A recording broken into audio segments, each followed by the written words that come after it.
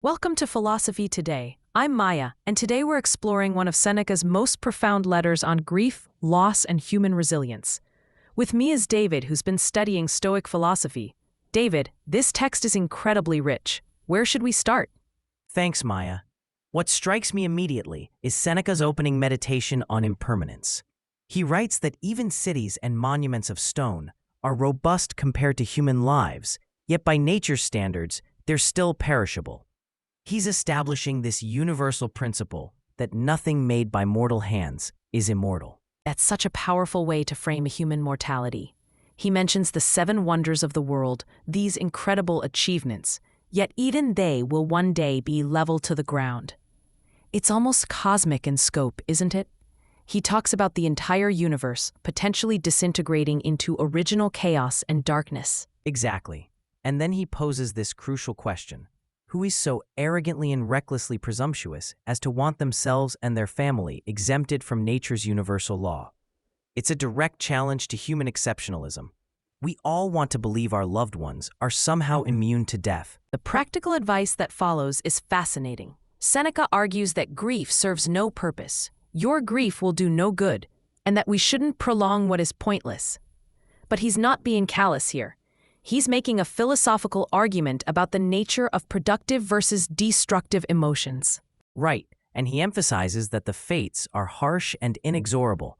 No amount of weeping, arguing, or abuse can change them. They never spare anyone, never let them off. So his conclusion is logical. If tears don't help and only torment us, we should set them aside immediately and rescue our minds from empty comforts. What's particularly striking is his survey of human suffering.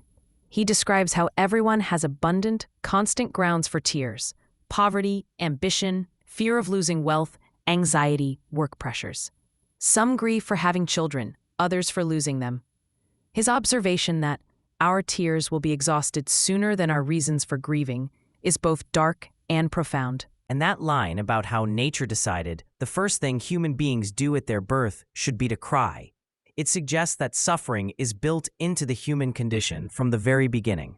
He concludes we should use tears sparingly, since we need them so frequently throughout life. The letter seems to be addressed to someone who has lost a brother, and Seneca emphasizes the responsibility of setting an example.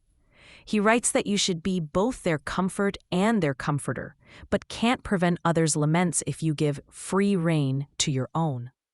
There's this theme of leadership through personal resilience. Yes, and he makes this interesting argument about what the deceased has actually gained by dying. The person will not be tormented by anger, struck down by disease, plagued by suspicion, or pursued by gnawing envy. If you do the sums properly, Seneca argues, he has been let off more than he has been deprived of. That's such a counterintuitive way to think about death. He suggests the dead person is more blessed because good fortune is unnecessary to them, rather than being in the anxious position of trying to maintain prosperity. He describes life itself as a punishment. We're thrown into this deep, restless sea where we're constantly tossed about, never settling in a stable position. The maritime metaphor is powerful. Life as a squally sea, exposed to every storm, where there is no harbor except that of death. It's a vivid image of human vulnerability and uncertainty. He emphasizes that we can be certain of nothing, not even for the rest of today. But Seneca also offers a different perspective on loss. He argues that losing a brother isn't an injustice, but that having him was a favor. You were permitted to enjoy the benefit of his love for so long. It's greedy, he says, to count what's been returned as loss, rather than what was received as gain. This connects to his broader point about human self-deception. He writes that people are deceived by their own gullibility and engage in deliberate forgetfulness about mortality when it comes to loved ones. We see funerals daily, but regard death as unexpected, even though throughout our lives we have been told what is going to happen. The example he gives of the father who said, "When I fathered him, I knew then that he would die," is remarkable. That father treated his son's death not as unexpected news, but as the natural conclusion of a journey toward death. There's something both heartbreaking and wise about that acceptance. Seneca's final advice is to rejoice in what is given to us and return it when we are asked to. The fates will seize different people at different times, but won't miss anybody. His counsel is to let the mind stand at the ready, never fearing the unavoidable while constantly expecting the unpredictable. What's fascinating is how he addresses the recipient as a writer, suggesting they read their own works to remember their former wisdom. He warns against going to pieces and abandoning the real greatness of your writing.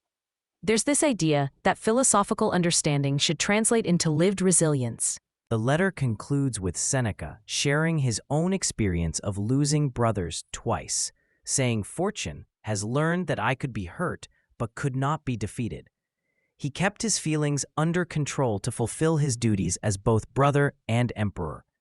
It's a powerful example of stoic leadership, feeling pain but not being overwhelmed by it. This text offers such a different approach to grief than what we typically see today.